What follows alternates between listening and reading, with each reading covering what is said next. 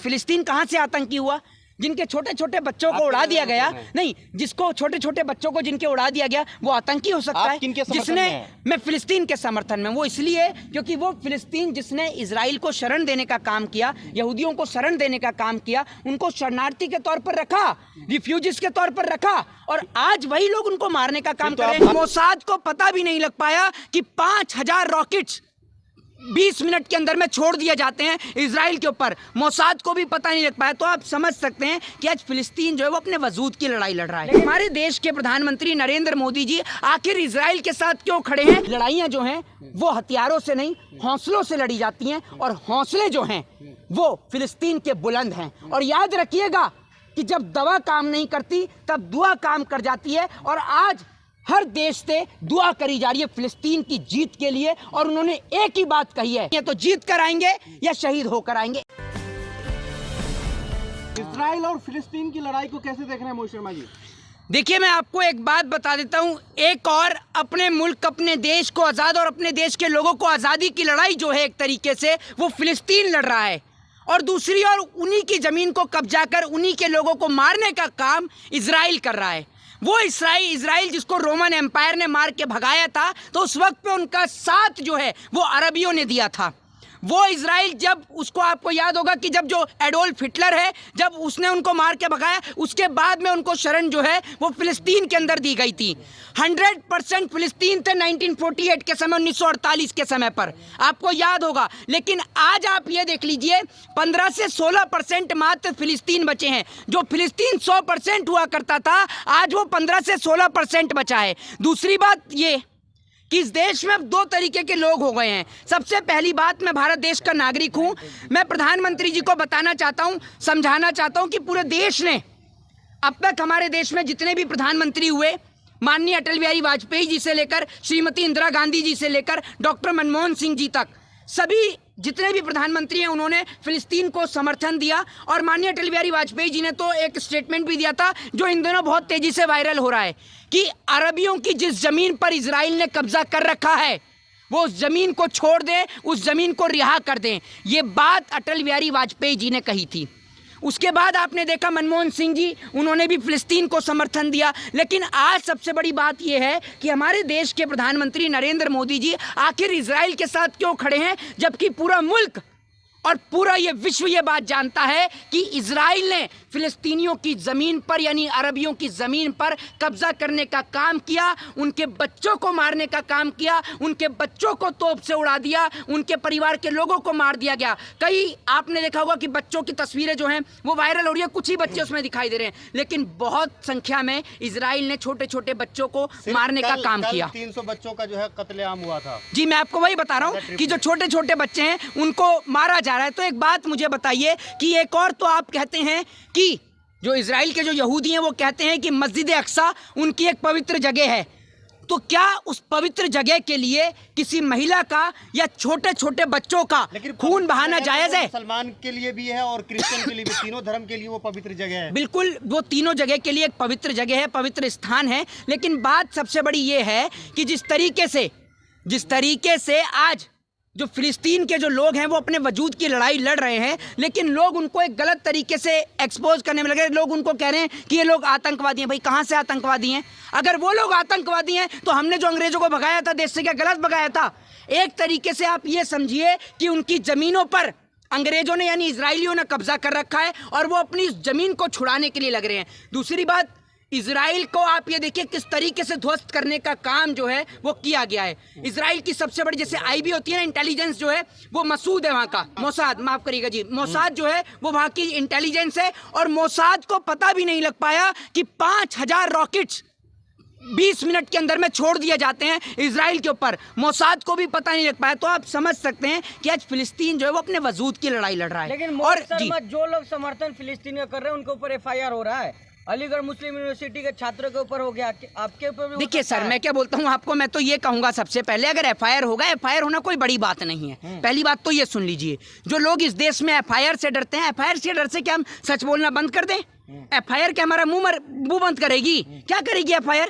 हमने न किसी के साथ गलत किया, ना हमने किसी को गलत बोला, ना उल्टा बोला। हमने इसमें क्या गलत कहा है? ये मेरी राय है, मेरी निजी राय है, मेरा पर्सनल व्यक्तित्व है। मैं अपने राइट टू स्पीच की मुझे आजादी है ना। मेरी और नरेंद्र मोदी जी की विचारधारा एक तो हो नहीं सकती। आप क्या चाहते हैं कि आपकी एफआईआर के डर से मैं मोदी जी का समर्थन कर दूं? क्यों कर दूं भाई? लेकिन हमास आज आतंकवादी संगठन लोग कह रहे हैं, हिंदुस्तान में तमाम लोग यही कह रहे हैं कि वो आतंकवादी संगठन है। उन्हें आज़ादी मिल पाएगी?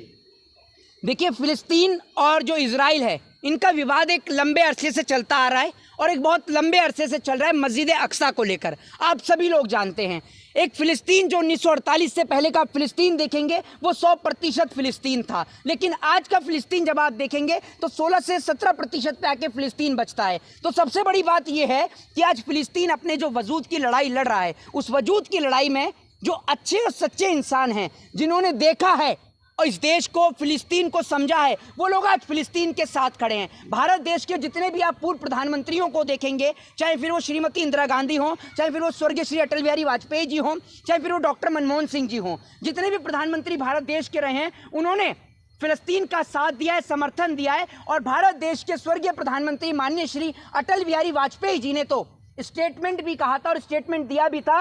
उनका जो स्टेटमेंट है आज बहुत तेजी से वायरल हो रहा है। उन्होंने स्टेटमेंट में कहा था कि अरबियों की जिस जमीन पर इजराइल ने कब्जा कर रखा है, वह तत्काल उस जमीन को खाली करें। ये बात पूरे देश में सभी को पता है कि जिस तरीके से इजराइल ने फिलिस्तीनियों की जमीन पे कब्जा किया, उनके बच्चों को मार दिया। आपने देखा कि कई बच्चों को दीवार से बांधकर उनको तोप से उड़ा दिया गया। तो यानी इंसानियत को वहां पर शर्मसार कर दिया गया था, तार तार कर दिया गया। अभी आप ये देखा होगा कि कल में जो है वो कई 100 बच्चे मरे हैं। आप ये सोचिए और देखिए कि एक समय में कितने बच्चों की हत्या हो रही है, जिन बच्चों का कोई दोष नहीं है। वो आम नागरिक जिनको पता भी नहीं है, वो छोटे छोटे बच्चे जो जानते भी नहीं है कि किस बात की ये बमबारी हो रही है, उनको ये भुगतान भुगतना पड़ रहा है। वो छोटे छोटे बच्चे आज कुछ लोग जाना चाह रहे हैं इजराइल लड़ने के लिए, कह रहे फिलिस्तीन का इलाज जो लोग भारत से जाना चाहते हैं, मैं उनको कहना चाहता हूं कि मेरे प्यारे भाइयों, भारत से इजराइल जाने से अच्छा है कि भारत से अरुणाचल प्रदेश के बॉर्डर चले जाएं। वहां पर चाइना ने हमारी कुछ जमीनों को कब्जा कर रखा है, वहां पर जाएं और चाइना की उस जमीन, जो चाइना ने हमारी जमीन को जो कब्जा कर रखा है, उसको आज़ाद कराने का काम करें। क्या आप ये काम करेंगे? ये लोग ऐसे लोग हैं जो सरकार के 5 किलो राशन पर जिंदा हैं, लेकिन कहते हैं कि हम लड़ाई लड़ेंगे। ये देश 250 सालों तक गुलाम रहा, ऐसे ही थोड़ी गुलाम रहा, क्योंकि इस देश के अंदर ऐसे ऐसे लोग हैं जो लोग अंग्रेजों का समर्थन करते थे और आज भी गलत का ही साथ दे रहे हैं। वो पूरा देश देख रहा है। लेकिन इजराइल तो कह रहा है कि जो है इस खत्म नस्तो नाबूद कर देंगे, चेतावनी दे रहा है। देखिए, निस्तो नाबूद तो आज तक नहीं कर पाए, निस्तो नाबूद तो आप हुए। आपको नहीं देखा? आपको रोमन एम्पायर ने मार के भगाया, आपको एडोल्फ हिटलर ने मार के भगाया। जब रोमन एम्पायर आपको मार के भगा रहा था, उस वक्त पर आपको बचाने का काम अरबियों ने किया। आप भूल गए? आप भूल गए ना? आप जिसको समाप्त करने की बात कर रहे हैं, उसी ने आपका वजूद बचाया। एडोल्फ हिटलर ने जब इनको मार के भगाया, जो आपको पता होगा जर्मन का जो तानाशाह था एडोल्फ हिटलर, उसने जब इनको मार के भगाया, उसके बाद इनको फिलिस्तीन शिफ्ट किया गया। फिलिस्तीन के अंदर ये रिफ्यूजीज के तौर पर रहते थे, यानी शरणार्थी के तौर पर रहा करते थे। आपको एक बात बता दूं, आज ये फिलिस्तीन के ऊपर कब्जा करना चाह रहे हैं, उनके लोगों की जमीन को कब्जा कर रहे हैं, उन्हीं के लोगों को मार रहे हैं, जबकि जिनकी जमीन है, जिनका पूरा हक है, उन्हीं को आप लोग मार रहे हैं। ये कहाँ का न्याय है बताइए ना? उन्हीं की जमीनों पर कब्जा कर रहे हैं। आतंकवादी संगठन जो है साथ दे रहा है इन लोगों का। सर सुन लीजिए मेरी बात को सुन लीजिए। क्या अपने वतन, अपने मुल्क की आज़ादी की लड़ाई को लड़ना आतंकवाद कहलाया जाता है? क्या वो टेरर कहलाया जाता है? मैं ये फिलिस्तीन को लेके बात कर रहा हूँ, मैं किसी संगठन की बात नहीं कर रहा हूँ, मैं देश की बात कर रहा हूँ, फिलिस्तीन की बात कर रहा हूँ। मैं पूछना चाहता हूँ कि हमारे देश ने आज़ादी की लड़ाई लड़ी, अंग्रेजों को इस देश से भगाया, तो क्या वो टेरर था? नहीं था ना। वो आज़ादी थी हमारे देश की, हमारे मुल्क की आज़ादी थी।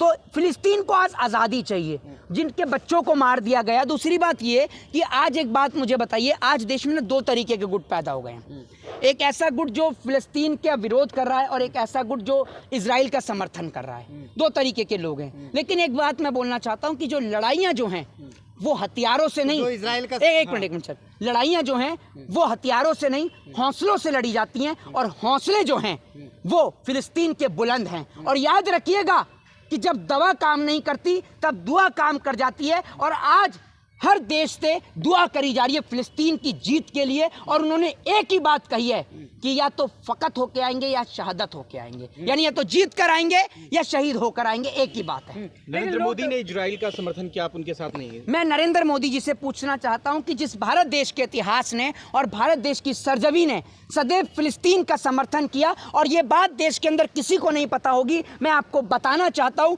कि भारत देश के पहले प्रधानमंत्री श्री नरेंद्र दामोदर दास मोदी जी हैं, जिन्होंने फिलिस्तीन का दौरा भी किया। पहले प्रधानमंत्री है जिन्होंने फिलिस्तीन का दौरा भी किया, लेकिन उसके बावजूद भी नरेंद्र मोदी जी इजराइल को समर्थन दे रहे हैं, क्योंकि सबको पता है कि हथियार इजराइल देता है, ईवीएम का सेटअप इजराइल देता है, इसलिए हमारे देश के माननीय प्रधानमंत्री जी इजराइल के समर्थन में। लेकिन मैं उनसे पूछना चाहता हूं कि जिन बच्चों को मार दिया गया, आप क्या कहेंगे उन बच्चों के लिए? बताइए ना आप मुझे। दूसरी बात यह कि आज प्रधानमंत्री को बड़ा दुख और दर्द हुआ, हमारे देश के पूर्व सैनिक जो सड़कों पर बैठे हुए हैं, उनको लेकर प्रधानमंत्री को दर्द और तकलीफ नहीं होता, लेकिन इजराइल के सैनिक को चोट लग जाए तो प्रधानमंत्री को दर्द होता है। हमारे देश के अंदर एक मिनट बातचीत कर रहे हैं वहाँ इजराइल से, मणिपुर के अंदर तो प्रधानमंत्री ने बात नहीं करी। देखिए और सोच कर देखिए और समझिए, देश की जनता को आज समझने की जरूरत है कि हमारे देश का एक महत्वपूर्ण हिस्सा मणिपुर जब जल रहा था, हमारे देश का प्रधानमंत्री विदेशी यात्रा कर रहा था, अमेरिका का दौरा कर रहा था, मिस्र की मस्जिद का दौरा कर रहा था, आप सभी ने देखा होगा। लेकिन आज जब इजराइल जल रहा है तो हमारा प्रधानमंत्री, सुन लीजिए, हमारे प्रधानमंत्री कॉल कर करके पूछ रहा है क्या चल रहा है, क्या दिक्कत है, मैं मदद करूं। भाई क्या तुम किस मिट्टी के बने हुए हो? हमारे देश की बहन बेटियों को निर्वस्त्र कर दिया गया मणिपुर में, तब आप नहीं बोले, तब आपने चुप्पी साधे रखी। मणिपुर पर आपके मुंह से 160 दिनों तक आवाज नहीं निकलती है। जो है जितने भी अरब कंट्री है वो चुप क्यों है?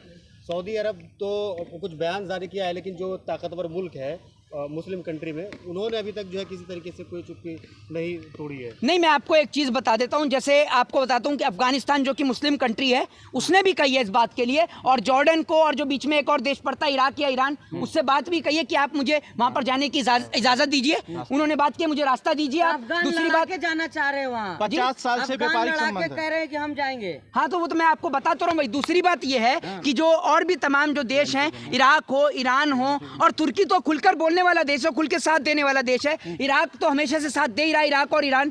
तो आपका ये कहना कि साथ नहीं, फिलिस्तीन के साथ हजारों लाखों करोड़ों लोगों की दुआएं हैं, और मैं ये बात जानता हूं कि अब की बार फिलिस्तीन जो है वो इन सब चीजों से आजाद होगा निश्चित तौर पर।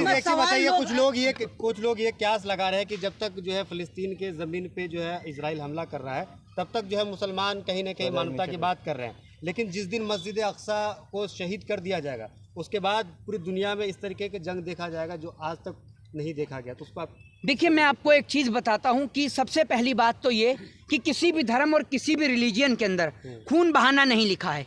अगर आप किसी को मारते हो, किसी को पीटते हो, किसी का कत्ल करते हो, वो इंसानियत के खिलाफ है, धर्म के खिलाफ है, ये बात याद रखिएगा। लेकिन जब बात अपने धर्म, अपनी जाति, अपने मजहब की हो, और जब बात हक की और सच की हो, तो जो जंग लड़ते हैं वो जंग वाजिब कहलाई जाती है। ये भी उसमें लिखा हुआ गया है। इजराइल आतंकी है या फिलिस्तीन? देखिए, सबको, पूरे देश को दिख रहा है कि फिलिस्तीन कहाँ से आतंकी हुआ। जिनके छोटे छोटे बच्चों को उड़ा दिया गया, नहीं, जिसको छोटे छोटे बच्चों को जिनके उड़ा दिया गया, वो आतंकी हो सकता है। जिसने, मैं फिलिस्तीन के समर्थन में, वो इसलिए क्योंकि वो फिलिस्तीन जिसने इजराइल को शरण देने का काम किया, यहूदियों को शरण देने का काम किया, उनको शरणार्थी के तौर पर रखा, रिफ्यूजीज के तौर पर रखा, और आज वही लोग उनको मारने का काम कर रहे हैं। दूसरी बात, नहीं सर, मैं भारत के खिलाफ नहीं हूँ, मेरी एक पर्सनल राय है। क्या अटल बिहारी वाजपेयी जी भारत के खिलाफ थे? अटल बिहारी वाजपेयी जी भारत के खिलाफ थे? मैं आपसे पूछता हूँ, मेरे को एक शब्द में जवाब दीजिए, हाँ या ना? हाँ या ना? उस समय मैं आपसे पूछता हूँ, हाँ या ना? सिर्फ एक शब्द में जवाब दीजिए। जो समय वो उस वक्त था, उस वक्त भी आज भी वही समय है, सेम स्थिति बनी नहीं है, सेम परिस्थिति बनी हुई है। सवाल कर रहे हैं कि आज फिलिस्तीन के मुसलमानों के साथ आप खड़े हैं, कल पाकिस्तान के मुसलमानों के साथ खड़े हो जाएंगे आप। बिरयानी तुम्हारे चाचा खा रहे हैं मोदी जी पाकिस्तान की, हैं, और हमें कह रहे हो कि हम पाकिस्तान के साथ। भैया मेरी बात सुन लीजिए, इस देश के अंदर और उस देश के अंदर, यानी सरहद पार की ओर और सरहद के इस पार की ओर, दोनों लोगों को डराया जाता है। भारत को डराया जाता है पाकिस्तान के नाम पर, पाकिस्तान को डराया जाता है भारत के नाम पर। एक बात मुझे बताइए, अगर एक चीज भी रुकी हुई हो, पाकिस्तान से व्यापार पहले भी होता था, आज भी होता है। पाकिस्तान के खिलाड़ी आज भी इंडिया में खेलने आते हैं, इंडिया के खिलाड़ी आज भी वहां जाते हैं। एक मिनट सर, हमारा धर्म जो है वो सब धर्मों का सम्मान करना सिखाता है। मैं किसी देश को ऊंचा या नीचा नहीं दिखाता, मैं ये कहता हूं कि इजराइल को आज भी फिलिस्तीनों के पास पैर में जाके उनके माफी मांगनी चाहिए और उनको अपनी गलती का एहसास होना चाहिए, समझ रहे हैं। और गलती का एहसास सबसे बड़ी चीज होती है। और जो मस्जिद अक्सा है वो फिलिस्तीन के लोगों को सौंप दी जानी लेकिन चाहिए। एक चीज़ जय हिंद, बताइए, जय भारत।